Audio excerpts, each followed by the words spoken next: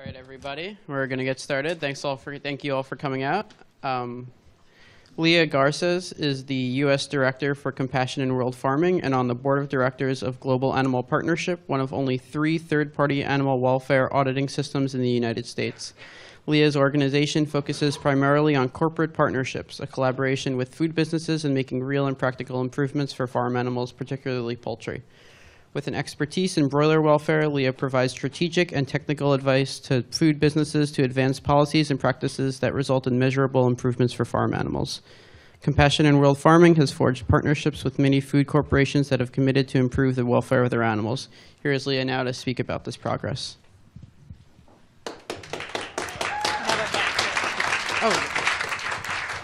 All right, is this on? Yep. It's on? So. Hello? Can you hear me? No? Yes? Mic is on. Yeah? Yep. Okay, good. All right. We're good? Yeah? Okay. Hi, everyone. I first of all want to thank you all for being here. I know it's been a long week, and you're all exhausted, I've just heard, apparently, from being inundated with all of these things that you could do for farmed animals and circus animals and lab animals and all the animals that are affected by human beings. So I'm grateful that you're still willing to be here and think about another thing. I'm also super grateful to Chris for bringing me here. I'm very, very honored to have the opportunity to speak to you today. As mentioned, my name is Leah. I'm the Executive Director of Compassion in World Farming. So little background, we were started in England in 1967 by a dairy farmer. We're very unusual in that sense. So this dairy farmer, his name is Peter Roberts, he was really upset with how the industry was going. This was post-World War II, and industrial agriculture had really taken off, and they told him, you either get big or you get out. And he said, I don't want either one of those options. So he started with his wife, Anna Roberts. They started making leaflets with their daughters in their kitchen. And that grew and grew. And one of the first big things that was achieved was the Treaty of Amsterdam, which is sort of the cornerstone of EU law, which recognized farmed animals as sentient beings. And this changed the landscape in Europe of what was possible. And from that, lots of legislation became possible. And Compassion in World Farming was behind all of that. So we banned cages and crates throughout the countries of Europe, which at the time was smaller. But then if anybody wanted to get into Europe, they also had to ban cages and crates. Then we hit a roadblock. We hit the roadblock that we hit was the EU getting bigger. It went now to become 27 countries. Soon that's going to be a little bit less with Brexit. Never mind.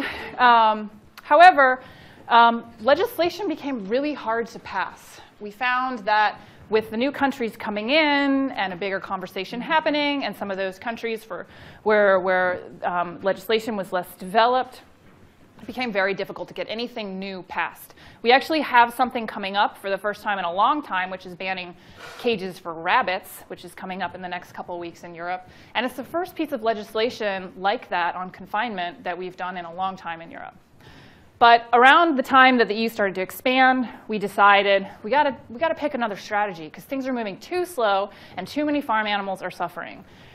So we started with corporate engagement. In around the end of the 90s, early 2000, we started to see what would happen if we worked with companies. And we found we really hit on something. So I want to talk about our corporate strategy and where we're at and why it's working and why we're making more progress than we've ever made before in the history of farm animal protection, in the history of animal protection. So here we are, freaking out politically throughout the country, right? So even if you're a Democrat or you're a Republican, we're all stressed out. This is a political climate that is making us having a lot of anxiety as a country. So the American Psychological Association, they do these surveys, and they said this is the most stressed out we've ever been as a nation, ever, no matter what side of the spectrum you are on. And there's a good reason to be. And there's things that are affecting animals. The Endangered Species Act is endangered. And the USDA has removed information about violators of Animal Welfare Act. That's scary stuff. But here's the question for you. The most number of animals used in this country are farmed animals. So how is all this affecting her? It's not right now. It's not. And in fact, between November and now, we have got commitments to help more farmed animals than we ever have in history. We are at a place that is very exciting because we have hit on a strategy, we have hit on a way to make progress that is new, it's innovative, and it's fast. And it doesn't matter what's going on politically, we're plowing ahead. So I want to talk about that. And the first thing to understand is, how does a company work, right? The first thing to understand is a company is under a lot of pressure. They work quarter to quarter. Their goals are quarter to quarter. Whereas, in an election, the person representing you is working election to election. The CEOs are working quarter to quarter. They're under pressure from consumers who are saying, I can go anywhere I want to eat my burger or my chicken. I don't have to just go to you. You can't say to your representative, I don't like you, I'm going to go to my other representative. There's not that pressure, right? They're also under pressure from competitors in that sense. So you can go to McDonald's and say, if you don't do what I want, I'm going to Burger King. And if suddenly a bunch of people go to Burger King because of how they're treating animals, that has a big impact. And finally, they're under pressure from their shareholders and investors for the same reason. And we have packaged animal welfare as two things. Animal welfare can either be a ginormous risk to your company or a ginormous advantage. Which one do you want it to be? And so let's take this, right? What is the risk for a company in this? Does anybody want to offer what they think a risk might be for a company? Bad PR, really bad PR. If you have an undercover investigation that comes out and it shows that you're treating animals like this, who's going to want to eat eggs from this, right? And recently we had a company who we were talking with them, and we heard them say, OK, at first we started thinking about how much is it going to cost us to go to cage-free? But then we flipped that coin and we said, how much is it going to cost us to not do that? And we have hit a pivoting point here, where it costs companies more to not do better for farm animals than to continue with treating them badly. And that's because of consumer awareness, consumer pressure. No one wants to accept animals in cages. Nobody wants food from animals that have been treated cruelly. Just nobody, unless you're a sociopath. There's just nobody. And we started to take this show on the road, this idea. And what do you notice about the dates here? Do you see the dates on there? They're all within a month of each other, right? The first one that came out was Aramark in March. And we didn't know this going in. This is kind of retrospectively looking back. But going in, we were, had our feelers out. This is the entire movement from HSUS to the Humane League to Mercy for Animals to every group out there, Animal Equality, all of us working, thinking, all of us had our feelers out to these companies trying to get them to switch to cage-free. And then Aramark goes cage-free, and within a month, their two competitors go cage-free. And these three companies constitute 90% of the entire food service industry. So within these three, we had the whole food service industry agree to go cage-free. So we took that on the road, and we started going again, got our feelers out, and we're asking which companies will agree to this. We're thinking about all the pressures. There's campaigns running. There's pressure from the outside. We're going to their investors. We're talking to them on the inside. And then we have our big first breakthrough, really big breakthrough. And it was a surprise to us all. But the most important thing was this one message, which was consumers will never accept cages for hens.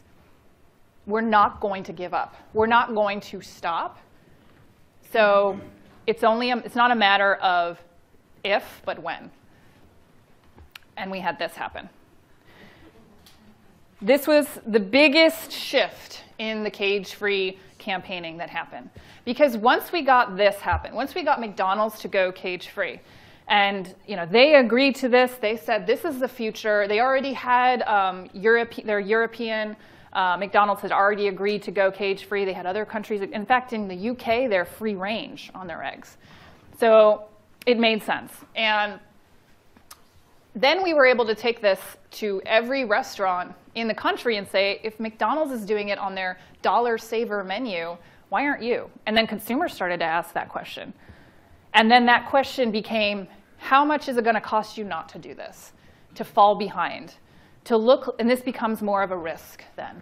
Not just a risk from the bad PR in terms of what it looks like, but you're not following market trends, and your investors are going to start getting concerned. You're not on top of this. You're not where the market is at. You're not with consumers anymore. So what are you doing in business? And we had virtually the entire restaurant sector fall within a 6-month period and agree with this as well. And everyone kept saying, OK, it's fine for food service. It's fine for restaurants. But grocery stores are never going to go. Because we like choice, right? We go to the supermarket, and why shouldn't we have, fine, you want cage-free eggs, we'll offer it. But we'll also offer battery cage, and we'll offer pasture-raised and free range. Like, people should have choice. And this article was put out in December of 2015. And we said, I don't think so. I don't think anybody wants cruelly produced eggs. And we started, as a movement, we started a campaign that lasted for months against Costco. And sure enough, Costco agreed to go cage-free.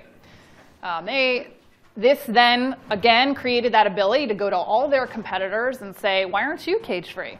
And one after the other, they went cage-free. Not all easily, I will tell you. And I want to show you what we had to do to get Trader Joe's to go cage-free. Just click on the Explorer. It should pop OK. up. All right.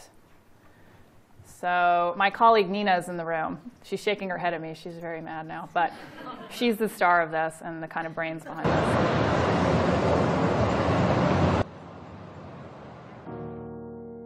Is that too loud? Yes, this is Compassion in World Farming calling. Thank you.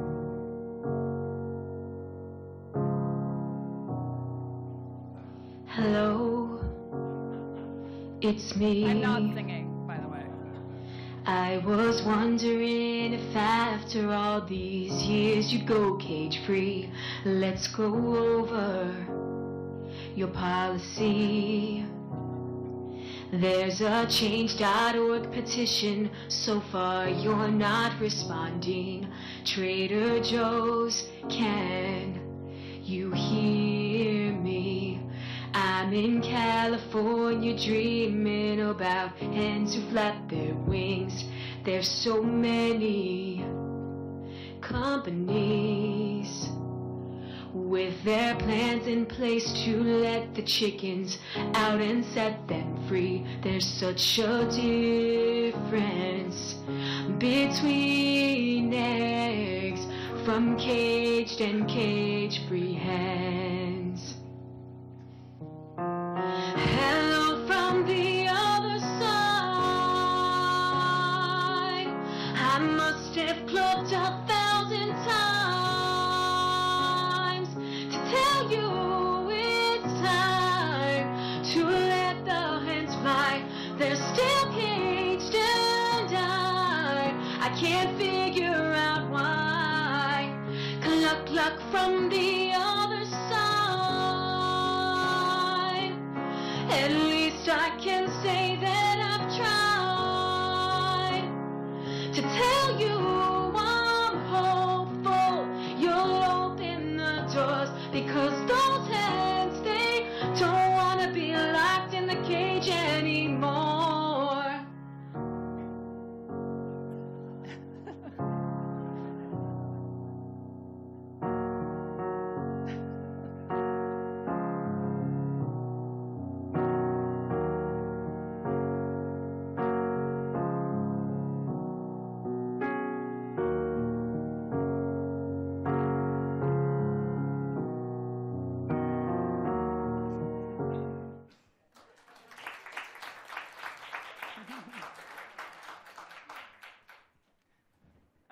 So that was some fun we had.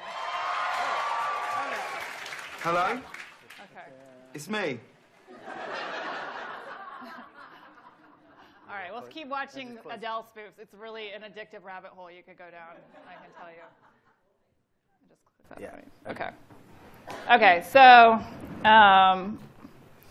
we had a lot of fun with that. We had launched a petition, and we have somebody on our team who we call Detective Dreskin, and she's basically a stalker, like a professional. She's really good, not a stalker, she's not really, that, I mean that. She's very good at never giving up. And she's very polite, she's a mom, and she's like, you know, just really cares about getting farm animals to do, for companies to do the right thing for farm animals, and she was calling and calling Trader Joe's, and they were not responding.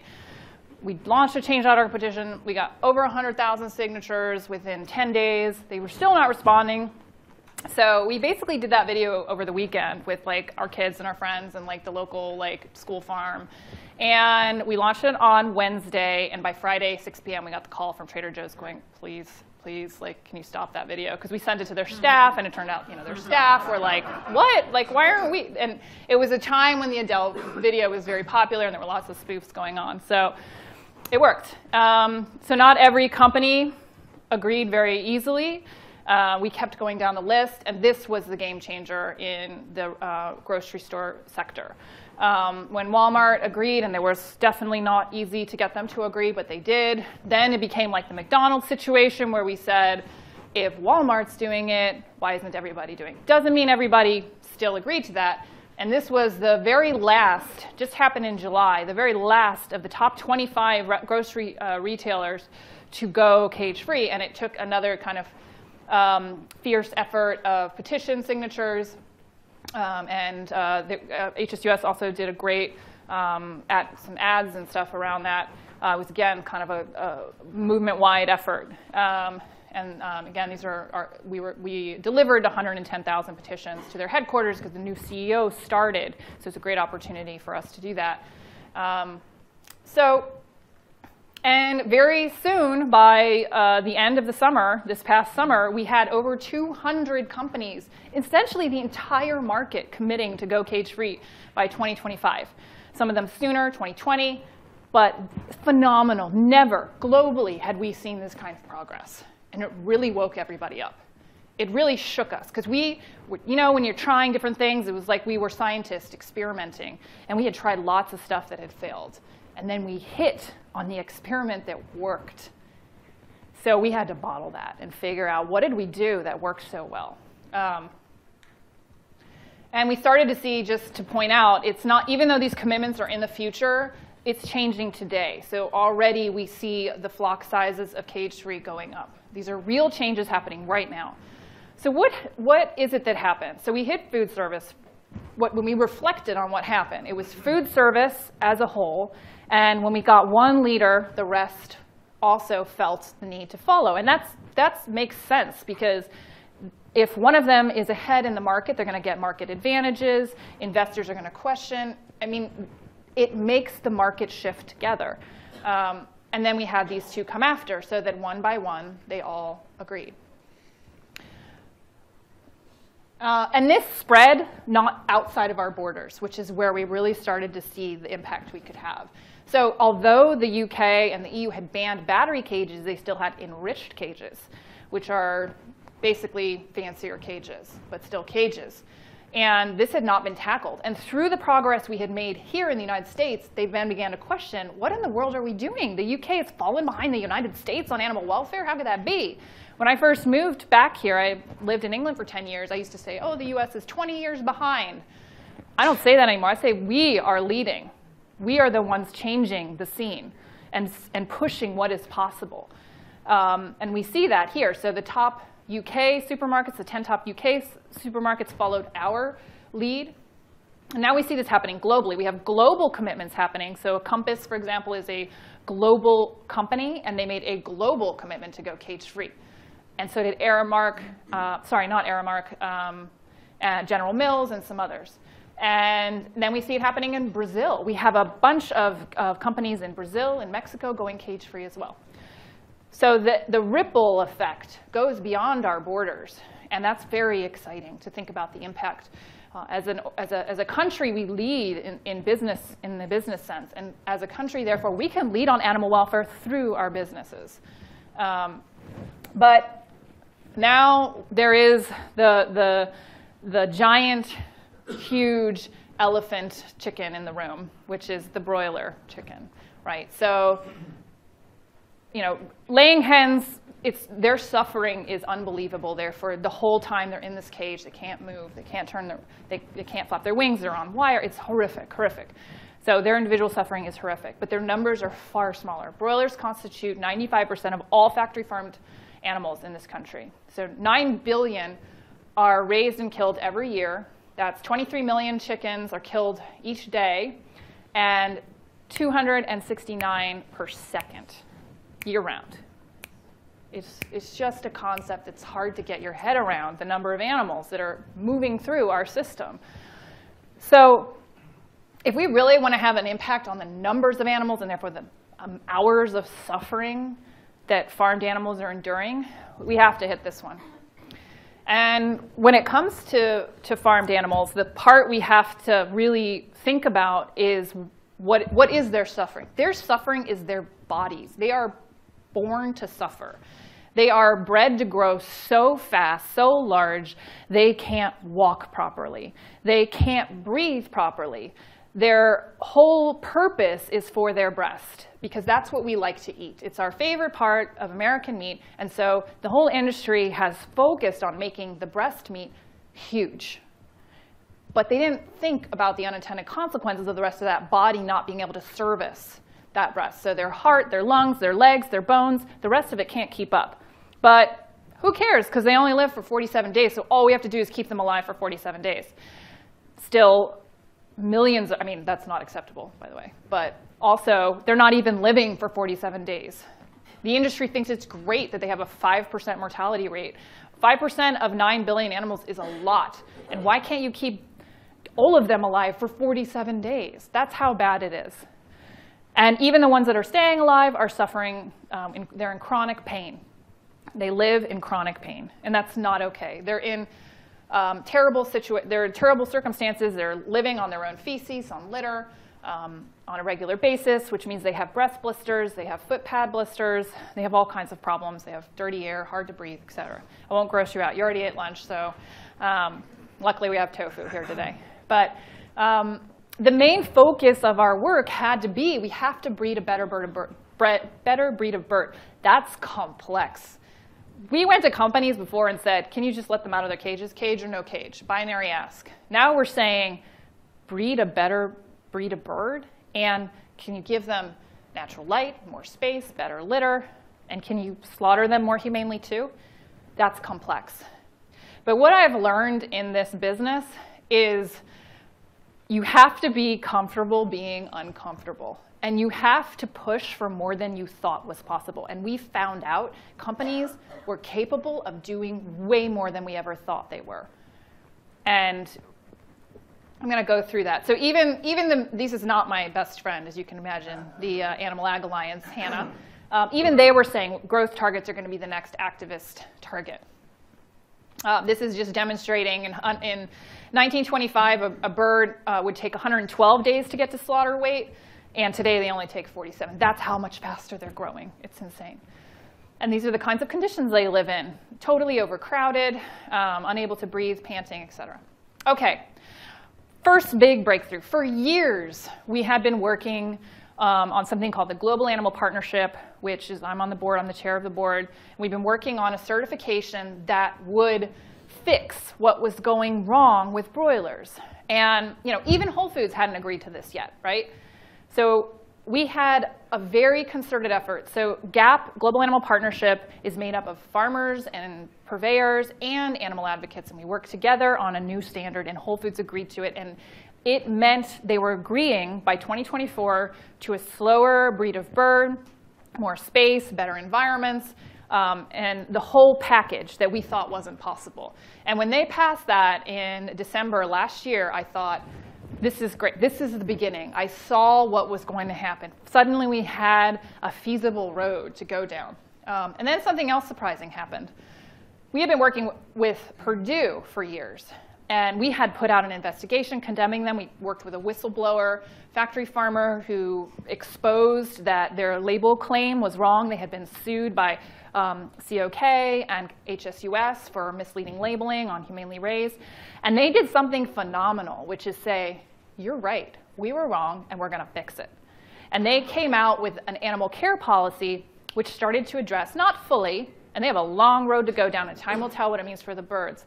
But they said things like, we're going to put natural light in houses. We're going to test that. We're going to test and look at slower growing breeds of bird. We're going to look at more space and enrichment and play. They committed to, believe it or not, they committed to doubling in 3 years the play that birds have, play activity in birds, which meant that they had to do something to make them want to play, from putting in playground type things like enrichment or lighting or things like that. These two things signaled to us we were ready to reapply the egg campaign. They're the 4th largest chicken company in the country. And also, Whole Foods was saying, we're a commercial entity, a grocery store, and we're committing to this. It's possible, right? But it was pretty crazy for us to think, like, can we get the whole market to agree to a Whole Foods standard? We're like, yeah, we can. We're going to do that. And we went out, and that's what we did, or we're doing right now. And right now, we're here in the process. So, and I think in about 6 months, we're going to be there. And very soon after that, all of them will fall down. There's only one way this is going to go. We already had, this happened in November. So while we were all kind of reeling around election results and feeling totally lost, this was happening too. We didn't get any media about any of this because it was pretty hard to get media, in the last few months has been pretty hard. But this is 60 million animals per year are affected by this agreement. Compass agreed to follow the Global Animal Partnership standards, which meant 100% by 2024 of their chickens throughout their entire stores, they service, I think they're here as well. They're one of your food service providers. But they're in hospitals and cafeterias and colleges throughout the country. They agreed to this. And guess what happened? Within 1 hour of them was Aramark coming out, right? 1 hour. They actually put out, and it was simply because one system was slower than the other, so they both put out a press release that said, we are the first food service industry. And we had each of them writing to us, who's going to tell them they're not the first? And we're like, well, one of them, you can see the hour is first, so yeah. And within a month, we had Centerplate, Delaware North, and you can see from our beautiful little pie here that basically that's the whole food service industry. That's 100 million animals in about a 6-week period, right? That is phenomenal. There are 250 million laying hens in our entire country per year. This was these companies doing 100 million. It's fantastic, fantastic, unbelievable progress in such a quick time. And we went on. So Panera was the first national company to commit to the exact same thing as Aramark and the rest of them, following all the things that we had agreed. And we are now, this week, I think we had Quiznos the week before, and Abapain. I don't remember. There's so many coming in, when exactly they're coming in. But throughout the movement, we're working really hard now on this. And I say throughout the movement because it really is. We also learned something else. Like, there are many different groups that work in this country on this issue. And we don't agree on our tactics. Some are more aggressive. As my organization's more of a collaborative one where we work with companies, hand-holding them, writing their policies. We negotiate basically their policies with them. And then there's other organizations that are doing the more aggressive campaigning from the outside. But companies were telling us, like, can you please all ask us the same thing? And we're like, sure, we will. And I don't know if they really wanted us to do that, but we all got on the same page. And these are the main organizations in the country here. And actually, Compassion Over Killing signed as well onto this. So they're missing. This was a slightly older version.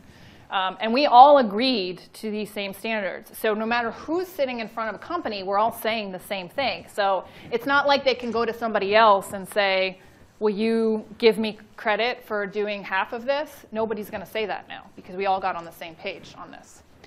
Now, as law students, I'm sure you're really concerned about compliance, right?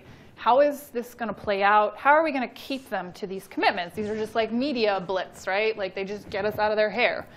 Well, no. So we learned something from eggs, which we are going to go back and fix. But we learned something for broilers, which is this. So I'm almost done. These red highlighted parts were essential new parts of the negotiations that we were doing with companies. This is Chipotle's agreement, but every company looks like this. There are 3 parts, which is they are going to have to, if they're not using GAP, so GAP has a third-party auditing program. So if you're certified by GAP, there's third-party coming in and checking you're doing what you said you were going to do, and that's how you get the certification, which is, and FSIS approves that. Now, the second one that we're saying you have to do 100% by a date. We will not, and the date is 2024, and nobody can go beyond that. So 100% by the date. And the third was annual reporting. Transparency and reporting are critical. So each year, a company has to report on where they're at on this 100% that they're supposed to get to by 2024. Now, this is something we're coming out with in a couple of weeks. So my team doesn't even know I'm going to show this. But this is what we're planning to do for eggs. So we want to track where companies are at. In a couple of weeks, we'll be launching a new website called EggTrack, and we will be tracking companies along their commitment. And this will automatically create pressure to their investors, to the public, to say, if you're not disclosing that, that's really bad. I don't believe you. I don't trust you. Or if you're like 2% when you should be 10 or 25, that's also really bad. I don't believe you're going to get there, and I'm not happy. There's a lot of pressure that could be applied through this tool, but it's also for companies to pace themselves, to know, oh man, I didn't even think about that. I need to get there. I need to pace myself in the market. This is where the market's at. This is where I should be at. So the next time, so I'm going to skip this, but the next time somebody has a freak out moment with you politically, and they're really having a crisis, and they're having the world is a terrible place, and everything's falling apart, and I don't understand my country, please tell them this. We are winning. We are at a moment where it is possible that every hen is going to be let out of her cage. No, it's not possible. It is going to happen. Every hen is going to be let out of her cage very soon, globally, because of the work we're doing in this country. And every broiler chicken is going to be living in better conditions and not be given bad genetics that lead to a life of suffering. That is going to happen. And who knows what we're capable of after that? Fish is the next thing on the horizon. Who knows what we're going to do? But I'm very excited. So please, the next time somebody has a political freak-out moment, tell them we're winning. We rule. That's it from me.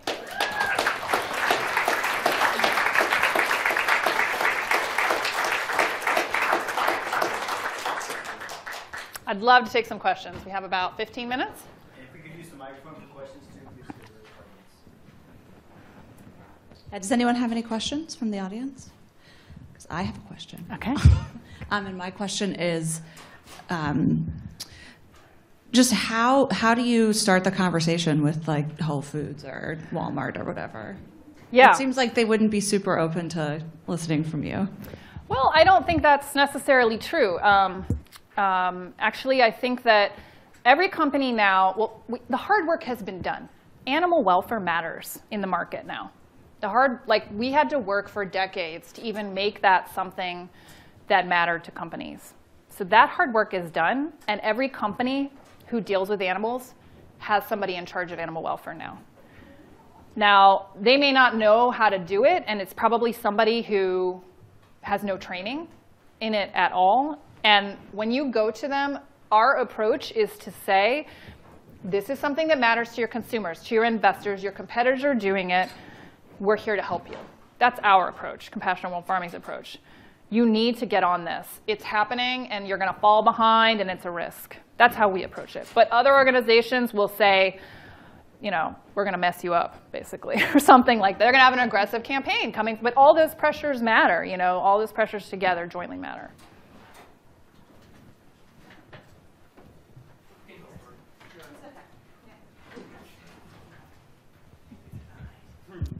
Hi, thank you for that. Just a question, I guess, about prices. Do they expect prices to go up for eggs and animal-related products? And if so, how would it affect, I guess, poor people? And would there be, I guess on the one hand, maybe it's a good thing. Maybe people will think, oh, animal-related products are more expensive, so we can eat more vegetables. But on the other hand, there might be pushback. Yeah, we, of course, always get that question. Now, the first thing we say to companies is, how much is it going to cost you not to do this? You're going to lose your market share. You're going to lose your edge in the market. This is what people want. And I think it's really wrong for us to assume that people with low income don't want food that comes from a place that animals aren't abused. It's not right. It's not a privilege to get products where animals aren't abused. That's not a privilege. It shouldn't be just only privileged people get to have not abused animal food. That should be for everybody. And we pitch that quite often, saying, this is your job to make it affordable. You need to make sure when you're wheeling and dealing, and that could be Walmart or McDonald's, they have the power because they have the market share to negotiate that. And as volume increases on the demand for a product like cage-free, the price goes down. As that becomes the norm, the price goes down. There will be a cost increase. But also my answer to that is, sure, free labor was a lot cheaper than paid labor. But we switched. We had to. It's not ethical to produce animals like this, and we have to move in the right direction. Sorry, just a follow-up. I guess also, is it possible that they might say, well, since it costs us more to raise animals, that we might give lower wages for workers, that we have to cut the cost somewhere? No, we've never had that happen. What we have had discussions around is reduction of meat products, meat, dairy, and eggs, which I think is that's real. So our pitch is do better and less. So we think that an animal that has a life worth living is going to be is more likely to be something that's more nutritious. And we've just done a study, for example, how chicken products today are much higher in fat. They have something called white striping, which you can see in the supermarket. I don't know if you've ever seen that. That's striping on the chicken breast. And that is so I think there's something to be said about that. But I think that when we talk to restaurants and everywhere, the millennial diet, like the demand is changing, and it means a lot less meat. So it's about shifting with that, too. I think our ask to make things, to make products, to make animals live in a better life will mean, yes, we need to consume less. We definitely need to consume less. But that's more sustainable, it's healthier, and it's the direction of the market anyway. Does anyone else have any questions? Okay. Just on the price thing, during the Yes on 3 campaign here in Massachusetts, there was a woman who testified at the hearing at the State House, and she was poor and was on the food stamps in the WIC program.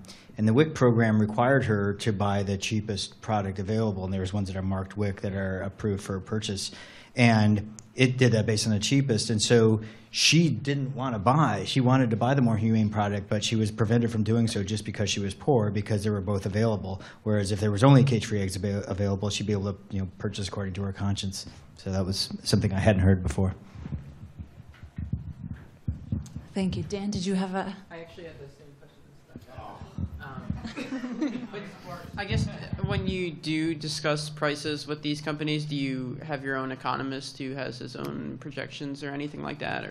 Yeah. So we have worked with an agriculture economist and has looked at, and actually has looked at the prediction of what that can be, but it's very hard to make that prediction because market forces will change the price over time.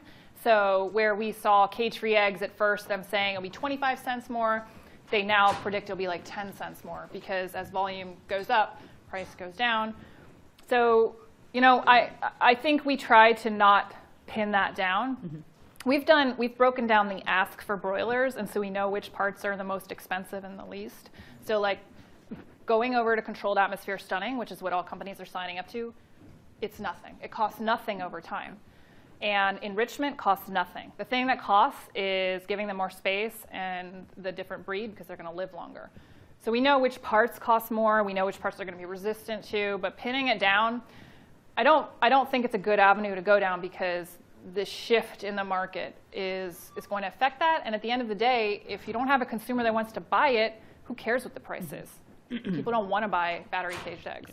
No, that definitely makes sense. I have friends who will want to buy more humanely raised meat or eggs, but don't because it's more expensive.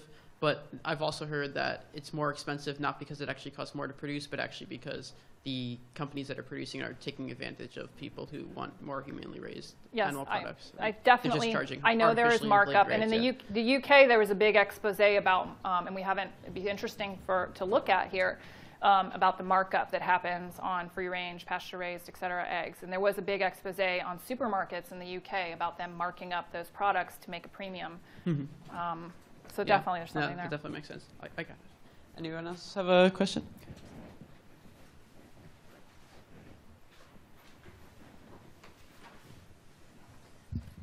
Hi. Hi. Thank you for being here. That was a great presentation. So obviously factory farming is a very big issue in this country.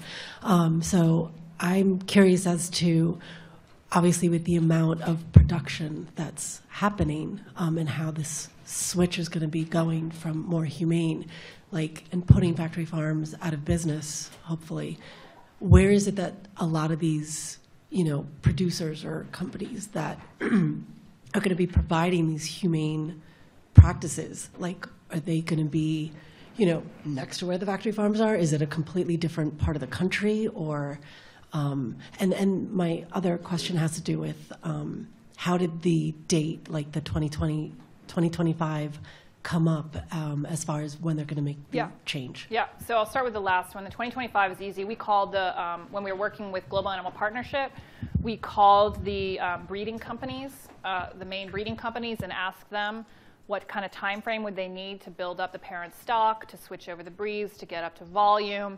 And they said 5 to 8 years. And so we pitched it at 8 to make sure it was feasible.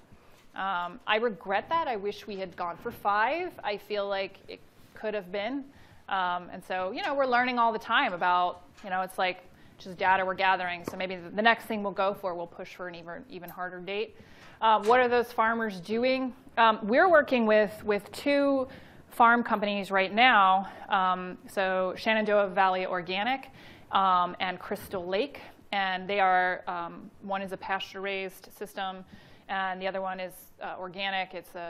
They're both GAP rated, so one's GAP 3, one's GAP 4. And they have a waiting list of 50 farmers who want to switch from factory farming over to working with them. And we have a great film, which maybe I'll send some stuff to Chris afterwards, but of working with Ivana Lynch. I don't know if you know who she is, but she was Luna Lovegood in Harry Potter. So we went out to Arkansas and we converted a old chicken house where the guy had been raising for a main chicken company and decided he wanted to do it different. We sawed a hole in the side of the door and kicked it open, and it was really fun. And she tried to make perches, but that's not her talent, we'll say. She almost drilled her hand at some point. But so that's one option where we're trying to connect farmers that want to get out to farms going forward. There's something we need to do about that aspect, though. And I mean, people who know me know that I'm obsessed with this thought of, and I say this because I was in North Carolina recently, and I was driving with my family, and my kids were like, "What's that?" And I was like, "Oh, that's where they used to dry tobacco." And they're like, "What's tobacco?" I'm like, "Oh, people used to smoke, and because they never see anybody smoking, and people used to smoke and they used to dry tobacco, and that was the barns for, and it was so cool. We're driving to saying this is something that was bad and is of the past, and there's the remnants of it." And in my head, one day we'll drive down the countryside and go, my grandkids will ask, "What's that, Grandma?" And I'll be like, "Oh, that's the chicken houses," and that kind of thing. And we have to figure out, those people in those parts of the country, when they want, and many, many, many of them do not want to do this anymore. They're trapped in debt. They're basically indentured servants. And as lawyers, I would really, really encourage you to look into contracts around factory farms and trying to stop new factory farms from coming up and figuring out alternatives that those people can do. And it's a problem we need to solve for sure. I just want to say thank you so much for coming out. A bunch of students are going to have class at 1, so I think we'll wrap up Gotcha. now. Can everyone please give a round of applause? Thank you so much. Thank you.